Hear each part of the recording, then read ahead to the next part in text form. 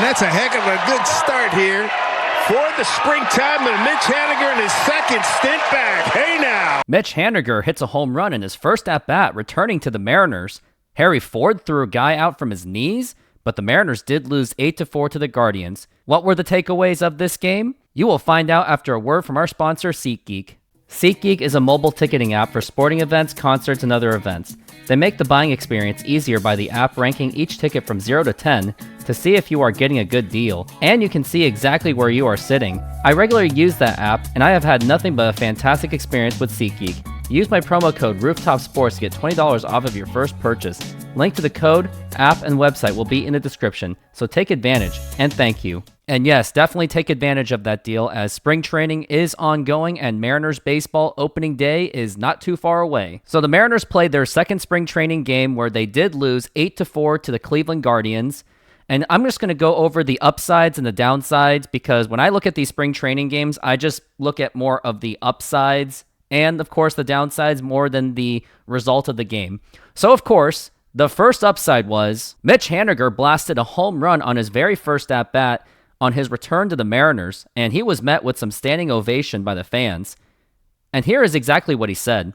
"I know it's just spring training, but it's cool to feel wanted. I've always loved playing in Seattle, and it's always felt like home, so it's a cool feeling to be back," which I couldn't agree more. And I know that maybe it's just a nostalgic feeling at this point, but it is really good to see Mitch Haniger back on the Mariners. I really did deeply miss that guy, especially after seeing Teoscar Hernandez 200-something strikeouts. Hopefully Mitch Haniger doesn't do that, and hopefully he stays healthy throughout the season. The next upside that I noticed was Jonathan Diaz threw 4 strikeouts. He is 27 years old. He is coming from the Angels. I don't know if that would really amount to anything, but maybe he could provide some depth in the bullpen, so we'll have to see where he goes from there. Yes, it's just one game, but it was encouraging to see him strike out 4 batters. Other things we saw was Dominic Canzone got that RBI double off a lefty, which is something very encouraging because that's something we need Dominic Canzone to do, is be able to do that.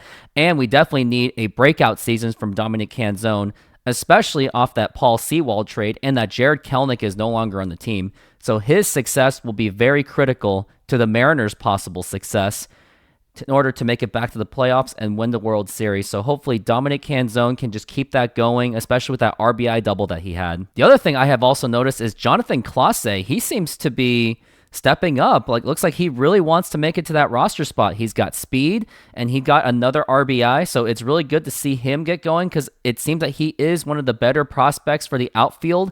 He is now in the Double-A, which I do expect him to start there unless he really does well where maybe he can get a starting spot.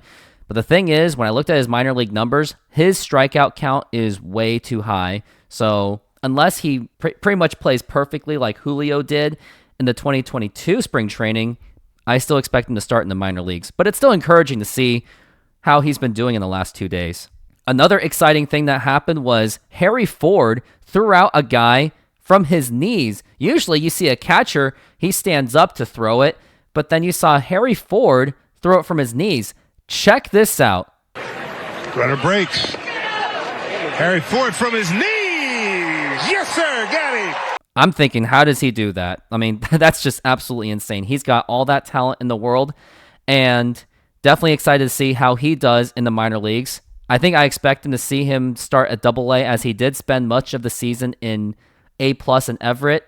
So although I'll be missing him from Everett, won't be able to see him unless I fly to Texas, or Arkansas, shall I say. It is encouraging to see Harry Ford make those kind of plays, and that he will be able to start at the Double-A level, which I do expect. Now, a couple of the downsides of the game, which I'm not really going to go over much. We got Snead and Laws were the ones that gave up the runs that were earned runs.